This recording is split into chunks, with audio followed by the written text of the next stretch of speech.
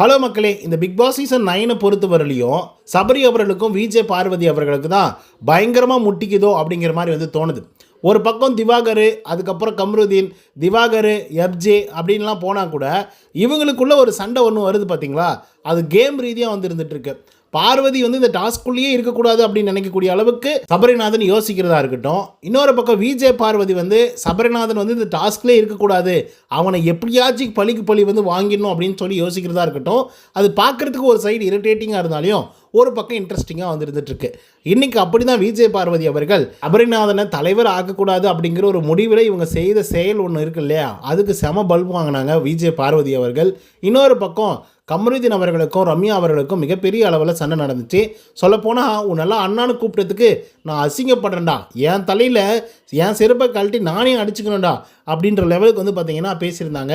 So இதெல்லாம் சேர்த்து தான் அந்த வீடியோவில் முழுசாக பார்க்க போகிறோம். ஸோ இந்த வீடியோக்கு போகிறதுக்கு முன்னாடி நம்மளோட சேனலை சப்ஸ்கிரைப் பண்ணாதாங்க சப்ஸ்கிரைப் பண்ணிச்சுக்கோங்க. பக்கத்தில் ஒரு பெல் ஐக்கான் இருக்கும், அதையும் ப்ரெஸ் பண்ணி ஹாலில் போட்டுக்கோங்க. நிறைய பேர் வீடியோக்கள் பார்க்குறீங்க, பட் லைக் பண்ண மாட்டேங்கிறீங்க. ஸோ லைக்கை போடுங்க, வீடியோ பாருங்கள், வாங்க இந்த வீடியோக்களை போகலாம். முதல் விஷயம் என்ன அப்படின்னு பார்த்தீங்கன்னா, இன்றைக்கி தலைவர் போட்டி நடைபெற்றது. இந்த தலைவர் போட்டியில் 3 பேர் பங்கு கொள்கிறாங்க. ஒன்று சபரிநாதன், 2வது கம்ருதீன், 3வது கனியக்கா. ஸோ இதில் கம்ருதீன் அவர்கள் நேற்றுக்கே செலக்ட் ஆகிட்டார். ஏன் அப்படின்னா த மாஸ்க் அப்படிங்கிற ஒரு டாஸ்க் வெற்றி பெற்றார். ஸோ அதனால் பார்த்திங்க அப்படின்னா அவர் டைரெக்டாக தலைவர் போட்டியில் பங்கு பெறலாம். அது மட்டும் இல்லாமல் நாமினேஷன் ப்ரீ பாஸ் கொடுக்கப்படுகிறது அப்படிங்கிற மாதிரி பிக் பாஸ் அவர்கள் நேற்றுக்கே அனௌன்ஸ்மெண்ட் கொடுத்துட்டாப்புல. அதனை தொடர்ந்து இன்றைக்கி பார்த்திங்க அப்படின்னா பெஸ்ட் பர்ஃபார்மராக சபரிநாதன் அவர்களும் கனி அவர்களும் செலக்ட் செய்யப்பட்டாங்க.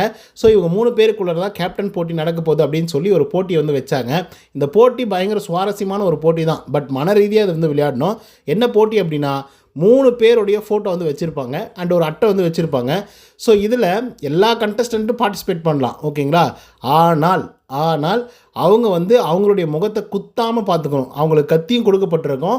3 ஒரு வேளை 3 கத்திகள் பட்டிருந்தால், 3 கத்திகள் அதில் சொருகப்பட்டிருந்தால் அவங்க பார்த்திங்கன்னா எலிமினேட் ஆகிடுவாங்க, அடுத்த ரவுண்டுக்கு போக மாட்டாங்க.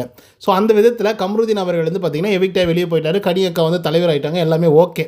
எப்படியாச்சும் நம்ம பழி வாங்கிடணும் அப்படின்னு சொல்லி விஜே பார்வதி அவர்கள் கண்டிப்பாக சபரிநாதன் தலைவர் ஆகவே கூடாது அப்படின்ற ரொம்ப கான்சியஸாக இருந்துகிட்டு இருந்தாங்க, பொறாமையாகவும் இருந்துகிட்டு இருந்தாங்க.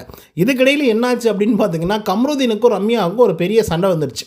ஏன் அப்படின்னா கம்ருதீன் பார்க்காததுக்கு முன்னாடியே நம்ம ரம்யா அவர்கள் எடுத்த உடனே சபுக்குன்னு ஒரே சொல்லிட்டாங்க, கத்தி எடுத்து கம்ருதீனுடைய ஃபோட்டோவுக்கு. ஸோ இதை பார்த்த உடனே கம்ருதீனுக்கு ஒரு மாதிரி ஆயிடுச்சு. ஏன் ஆயிடுச்சு அப்படின்னா, என்னடா இவ எடுத்த உடனே வா, நம்ம பார்க்குறதுக்குள்ளே இன்னும் டாஸ்கே முழுசாக ஆரம்பிக்கல, இன்னும் நமக்கெல்லாம் டாஸ்கே என்னென்னு புரியல, அதுக்குள்ளே எடுத்து சொருகிட்டாலே அப்படிங்கிற மாதிரி யோசிச்சுட்டு இருந்தார். அதுக்கப்புறம் கொஞ்சம் நார்மலாக காமாக தான் இருந்துட்டு இருந்தாங்க. எப்படி நான் ஒரு ஆளை மிஸ் பண்ணிட்டேன், இதுக்கப்புறம் நான் மிஸ் பண்ணவே மாட்டேன் அப்படின்னு சொல்லி லிவிங் ஏரியாவில் சோபாவிலே உட்காந்துட்ருக்காப்புல. அதுக்கு அடுத்து தான் இவங்களுக்கு ஒரு பிரச்சனை வருது. கம்ருதீன் கேட்குறாரு ரம்யாவை பார்த்து, என்ன ரம்யா இதுக்கெல்லாம் வேகமாக ஓடி போய் குத்திருக்க, பார்க்குறதுக்கு முன்னாடி கால் ஏதோ அடிபட்டுச்சு, நடக்க முடியல, வலிக்குது, அப்படி இப்படின்லாம் சொல்லிட்டு இருந்தேன். நேற்றுக்கெல்லாம் வேறு ஒரு மாதிரி சீன் போட்டுட்டு இருந்தேன், உடம்பு வலிக்குது அப்படின்னு சொல்லி என்னென்னமோ கேட்டுட்டு இருந்தே, எப்படி இதை குத்தணுன்னு உடனே வேகமாக போயிட்டு கால் வலியெல்லாம் அப்போ உனக்கு எடுக்கவே இல்லையாம்மா அப்படிங்கிற மாதிரி கம்ருதீன் சும்மா கலாய்க்கிற மாதிரி நார்மலாக பேசினாப்புல. ரம்யா பார்த்திங்க அப்படின்னா செம்ம காண்டாயிட்டாங்க இதுக்கே. ஏன்னா நேற்றுக்கே எனக்கு அடிபட்டு எவ்வளோ கஷ்டப்பட்டேன் தெரியுமா, ஆனாலும் நான் திரும்பியும் கேமில் விளையாடலையா, இது கேமு, நான் விளையாடணும்னு நினைக்கிறேன், வேறு வழி இல்லை, வேகமாக தான் போய் ஆகணும், இல்லைனா நீ பார்த்துரு, அதனால தான் நான் வேகமாக போனேன் அப்படிங்கிற மாதிரி ரம்யா அவர்கள் சொல்கிறாங்க. பட் கம்ருதீன் பார்த்திங்க அப்படின்னா எல்லாம் சும்மா நடிக்காத, நீ என்ன நீ செம்ம நடிகை தான் அப்படின்ற மாதிரி சொல்கிறாரு. அதுக்கு ரம்யா அவர்கள் யாரை பார்த்து நடிகை அப்படின்னு சொல்கிற, எதுக்காக சொல்கிற அப்படின்னு சொல்லி அப்படின்ற மாதிரி உன்னால் நான் அண்ணன்னு சொன்னேன் பார்த்தியா, நான் என்னுடைய செருப்பை எடுத்து நானே அடிச்சுக்கணும் என் தலை மேலே, இதுக்கப்புறம் உன்னை அண்ணானே கூப்பிட்றதில்ல அப்படின்ற மாதிரிலாம் பேசுகிறாங்க. அதுக்கு பார்த்திங்கன்னா கம்ருதீன் என்ன சொல்கிறாருன்னா, நீ கூப்பிடாத, நீ ஃபேக்கு, நீ கூப்பிட்டாலும் அதை நான் ஏற்றுக்கவே மாட்டேன் அப்படிங்கிற மாதிரிலாம் சொன்னோடனே ரம்யாவுக்கு இன்னும் பயங்கர கோவம் வந்துடுது. நான் உன்னை அண்ணன்னு கூப்பிட்டா எனக்கு என்ன கிடைக்க போகுது, எனக்கு என்ன கிடைக்க போகுது அப்படின்னு சொல்லி பயங்கரமாக கோவப்பட்டு ஐப்பாகி பயங்கரமாக கத்துறாங்க. கம்ருதீன் கூலாக ரிலாக்ஸாக பேசிகிட்டு இருக்காரு, ட்ரிகர் பண்ணிவிட்டு. இதில் என்ன அநியாயம் அப்படின்னு பார்த்தீங்கன்னா, விஜே பார்வதி கம்ருதீன் பக்கம் உட்காந்துக்கிட்டு ஏற்றி விட்டிக்கிட்டே இருக்காங்க. பாடுறா என்ன பேச்சு பேசுகிறா, பாடுறா என்ன வாயாடுறா, பாடுறா மச்சான் எல்லாமே நடிப்பு மச்சான் அப்படி இப்படின்லாம் ஏற்றி விட்டதும் கமருதீன் வந்து இன்னும் கத்த ஆரம்பிச்சிட்டார். அந்தால யாராவது புகழ்ந்தாவே வந்து பயங்கரமாக ஆகிடுவாப்புல. ஸோ அதுக்கேற்ற மாதிரி இவங்க ஏற்றி விட்டாங்க பாருங்கள். ஸோ ஏற்றி விட்டதும் இன்னும் பயங்கரமாக ஆகிட்டாப்புல. அதுக்கப்புறம் 2 பேருக்கும் பெரிய வாக்குவாதம் வந்துட்டு இருந்துச்சு. வாக்குவாதம் வந்துட்டு இருக்கும்போது சண்டை பயங்கரமாக உச்சக்கட்டத்துக்கு வந்து போயிட்டுருக்கு. ரம்யா வந்து ஒரு பக்கம் போய் இதுக்கப்புறம் நான் உன் அண்ணன்லாம் கூப்பிடவே மாட்டேன், நான் உன்னால் வந்து எனக்கு என்ன ஆக போகிறதில்ல அப்படி இப்படின்னு பேசிகிட்டு இருக்காங்க. அதே மாதிரி கமருதீன், நீ எல்லாம் நடிக்காத, நீ நடிப்புக்காகவே வந்திருக்க, நீ நடிச்செல்லாம் யாரும் ஏமாத்தாத அப்படின்ற மாதிரிலாம் வந்து பேசிகிட்டு இருக்காரு. இதுக்கிடையில் வந்து பார்த்தீங்க அப்படின்னா அசாத பார்வதி நல்லா பிரச்சனை நடந்துகிட்டு இருக்கும்போது பார்வதி எந்திரிச்சு போய் எப்படியாச்சும் சபரிநாதனுடைய ஃபோட்டோவை குத்திடலாம் அப்படின்னு சொல்லி போயிட்டுருக்காங்க.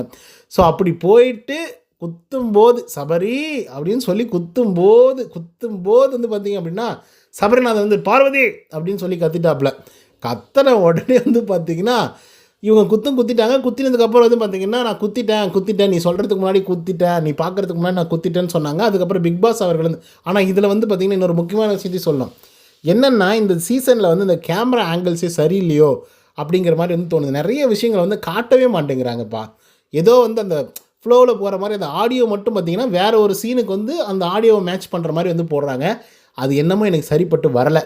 ஏன் அப்படின்னா இப்போ பார்வதி வந்து அவங்க பார்க்குறது, அதாவது சபரிநாதன் பார்க்குறதுக்கு முன்னாடியே குத்துனாங்களா, இல்லை சபரிநாதன் பார்த்ததுக்கப்புறம் குத்துனாங்களா, இல்லை 2 பேரும் ஒரே டைமில் வந்து இவங்க குத்தவும் அவங்க வந்து கத்தவும் ஒரே ஈக்குவலாக இருந்துச்சு அப்படின்றது வந்து ஆக்சுவலாக கேமரா ஒழுங்காக இருந்தால் தான் நம்மளுக்கு வந்து தெரிஞ்சிருக்கும். பட் கேமராவோட ஆங்கிளே வந்து பார்வதியை காட்டவே இல்லை, அவங்க குத்துறதே காட்டல. பட் இவர் கத்துறாரு பார்த்தீங்களா பார்வதி அப்படின்னு சொல்லி அதை மட்டும் காட்டுறாங்க. மேபி சபரிநாதனை காப்பாற்றுறதுக்காகவோ இல்லை அவரை வந்து கேப்டன் ஆக்கிடணும் அப்படின்றதுக்காகவோ சொன்னாங்களான்னு எனக்கு தெரியல. பட் ஆனாலும் பிக் பாஸ் அவர்கள் அதை வெரிஃபை பண்ணி, இல்லை நீங்கள் வந்து சபரிநாதன் பார்க்கும்போது நீங்கள் குத்திட்டீங்க, கேமராவில் செக் பண்ணிட்டோம், ஸோ அதனால் வந்து நீங்கள் டிஸ்குவாலிஃபை ஆகுறீங்க அப்படின்னு சொல்லி இந்த ரவுண்டை விட்டு தூக்கிட்டாங்க. செம பல்ப்பு விஜய் பார்வதிக்கு. உடனே கத்துறாப்புல நம்ம சபரிநாதன். ஒரே சந்தோஷம் சபரிநாதனுக்கு. ஒரு பக்கம் மூஞ்சி கிஞ்செல்லாம் தொங்கி போய் வெளியே வராங்க பார்வதி. ஒரே ஆனால் சிரித்து மேனேஜ் பண்ணாங்கன்னு வச்சுக்கோங்க. சிரித்து மேனேஜ் பண்ணி அப்படியே ஒரு மாதிரி தௌலத்தாக சீன் போட்டுனேன். அடடடா இல்லை நீ தான் வந்து இது மாதிரி பண்ணிட்ட, நீ பார்க்கணும் அப்படின்றதுனால தான் நான் குத்தினேன் அப்படின்னு சொல்கிறது.